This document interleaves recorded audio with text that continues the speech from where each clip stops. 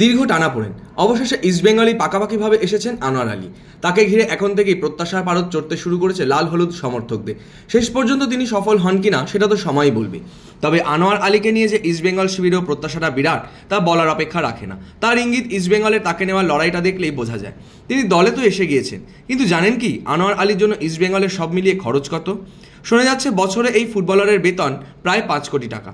5 বছরের চুক্তি, অর্থাৎ তিনি সব মিলিয়ে পাবেন প্রায় 25 কোটি টাকা। সেই সঙ্গে তাকে নিতে দিতে হয়েছে এক বিরাট ট্রান্সফার ফি, অর্থাৎ সব মেলালে অঙ্কটা দাঁড়াচ্ছে প্রায় 30 কোটি টাকার কাছাকাছি। টাকার অঙ্কটা বিরাট।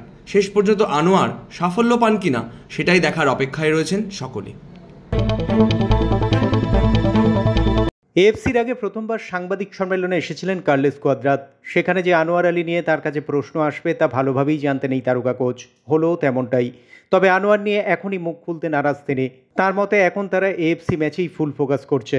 তার বাইরে কি হচ্ছে তা নিয়ে একেবারেই ভাবতে চাইছেন না কোয়াদ্রাত। ইস্টবেঙ্গলের জার্সি গায়ে চাপিয়েই মোহনবাগানের উদ্দেশ্যে হুঙ্কার আনোয়ার আলী। ডার্বি জিতেই সমস্ত জবাবটা দিতে চান তিনি। দীর্ঘ টানাপোড়েনের পর অবশেষে ইস্টবেঙ্গলে পাকাপাকিভাবে এসেছেন আনোয়ার আলী। মঙ্গলবার ইস্টবেঙ্গলের স্পোর্টস ডের মঞ্চে লাল হলুদ জার্সি গায়ে উঠেছে তার। সকলের গলাতেই তখন ডার্বির সুর। সেই সুরেই সুর মেলালেন এবার আনোয়ার আলীও। সদ্য প্রাক্তন দলকে জবাবটা ডার্বি জিতেই দিতে চান তিনি। আনোয়ারের এই বার্তাতেই আপ্লুত অগুন্তি লাল হলুদ সমর্থক। गेम है, अभी तो कुछ नहीं बोल पाएंगे, वो तो रिजल्ट पे उसके बाद ही जब हम लोग जीतेंगे उसके बाद ही फिर। মোহনবাগান ছেড়ে ইস্টবেঙ্গলে এসেছেন। দুই দলের পরিবেশের মধ্যে যে অনেক পার্থক্য রয়েছে তা বলতেও কোনো দ্বিধা নেই এই তারকা ভারতীয় ডিফেন্ডারের। ইস্টবেঙ্গলের হয়ে সেরা পারফরমেন্সে দেখাতে চান তিনি। নিজের 100% দিয়ে দলকে সাফল্য এনে দেওয়াই লক্ষ্য আনোয়ার আলীর। ঘরের মাঠে নামলেও প্রতিপক্ষকে নিয়ে সমীহের সুর কার্লোস কোয়াদ্রাতের গলায়। এএফসি ম্যাচে যুব ভারতীর সমর্থকরাই যে ইস্টবেঙ্গলের অন্যতম হাতিয়ার হতে চলেছে তা বলতে কোনো দ্বিধা নেই কোচ কার্লোস কোয়াদ্রাতের। তার মতে এই ম্যাচে সমর্থকরাই ইস্টবেঙ্গলের অ্যাডভান্টেজ হতে চলেছে। তবে চিন্তাও রয়েছে একটা জায়গায়, দলের বেশিরভাগ ফুটবলারেরই আন্তর্জাতিক প্রতিযোগিতা খেলার অভিজ্ঞতা নেই। প্রতিপক্ষ শিবিরে যা রয়েছে সমস্ত দিক মাথায় রেখে খানিকটা চিন্তায় রয়েছেন ইস্টবেঙ্গল কোচ। তবে এই চ্যালেঞ্জ নিতে প্রস্তুত তিনি।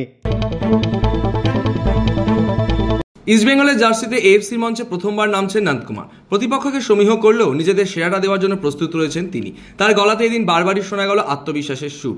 একই সঙ্গে প্রতিপক্ষ যে তাদের কঠিন চ্যালেঞ্জ ছুড়ে দেবেন তাও মেনে নিচ্ছেন নন্দকুমার।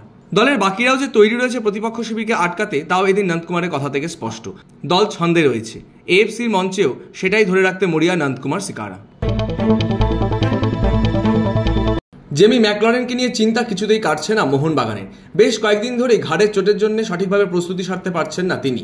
ডার্বি শুরু হতে আর মাত্র কয়েকটা দিন বাকি রয়েছে। তার আগে চিকিৎসা করাতে মুম্বাই রওনা দিতে হলো এই তারকা ফুটবলারকে। এই খবর যে সবুজ বেলুন সমর্থকদের চিন্তায় ফেলার জন্য যথেষ্ট তা বলার অপেক্ষা রাখে না।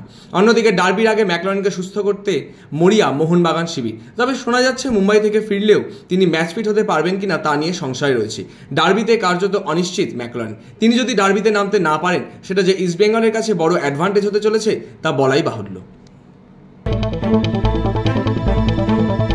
ডুরান্ডের প্রথম ম্যাচে ড্র এবং দ্বিতীয় ম্যাচে বেঙ্গালুরুর কাছে হেরে আগেই টুর্নামেন্ট থেকে ছিটকে গিয়েছিল মোহামেডান।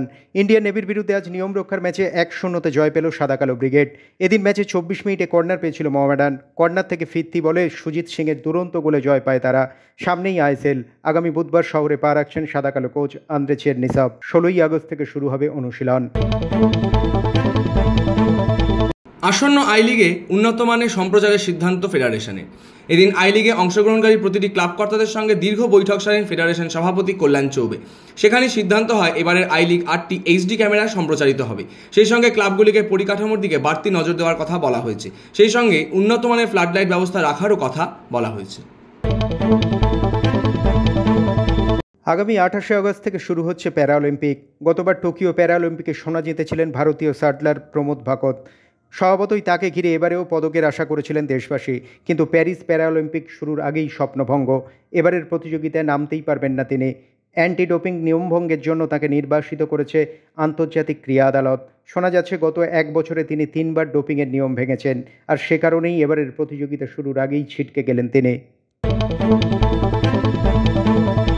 এবার ভারত থেকে প্যারিস অলিম্পিকে অংশ নিয়েছিলেন 117 জন প্রতিযোগী। তার মধ্যে একটি রূপো এবং 5টি ব্রোঞ্জ সহ মোট 6টি পদক জিতেছে ভারত। অলিম্পিক চলাকালীন পদকজয়ী প্রত্যেকের সঙ্গেই ফোনে কথা বলেছিলেন প্রধানমন্ত্রী নরেন্দ্র মোদী। এমনকি ধন্যবাদও জানিয়েছিলেন প্রত্যেককে। এবার দেশে ফিরে আগামী 15ই আগস্ট স্বাধীনতা দিবসের দিন দিল্লির লালকেল্লায় উপস্থিত থাকবেন অলিম্পিকে অংশগ্রহণকারী প্রতিযোগীরা। সেখানেই প্রধানমন্ত্রীর সঙ্গে সৌজন্য সাক্ষাৎ করবেন তাঁরা। অলিম্পিক স্কোয়াডে থেকেও পদক পাননি থিও দে পার্সিন। হতাশায় ভেঙে পড়েছেন এই ফরাসি ফুটবলার। থিয়েরি অরির কোচিংয়ে ঘরের মাঠে একটিও ম্যাচ খেলতে পারেননি তিনি। অলিম্পিকের নিয়মের বেড়াজালে দল রূপো জিতলেও পার্সিনের গলায় ওঠেনি সেই পদক। খানিকটা অভিমান যেন ঝরে পড়ল তারকা কোচের বিরুদ্ধে। একই সঙ্গে অলিম্পিকের নিয়ম, অলিম্পিকের মঞ্চে ফুটবলের ক্ষেত্রে কোনো খেলোয়াড় যদি একটিও ম্যাচে প্রথম একাদশে কিংবা রিজার্ভ বেঞ্চে না থাকেন তিনি পদক পাবেন না। থিওকে কোনো ম্যাচেই খেলাননি থিয়েরি অরি। ট্র্যাক অ্যান্ড ফিল্ডে প্রথমবার রূপান্তরকামী হিসেবে নামতে চলেছেন ইটালির ভ্যালেন্তিনা পেট্রিলো। প্যারা অলিম্পিকের মঞ্চেই দেখা যেতে চলেছে বিরল দৃশ্য। মহিলাদের 200 মিটার ও 400 মিটারে দৌড়বেন তিনি। এর আগে বিশ্ব প্যারা অ্যাথলেটিক্স চ্যাম্পিয়নশিপে ব্রোঞ্জ রয়েছে ভ্যালেন্তিনার।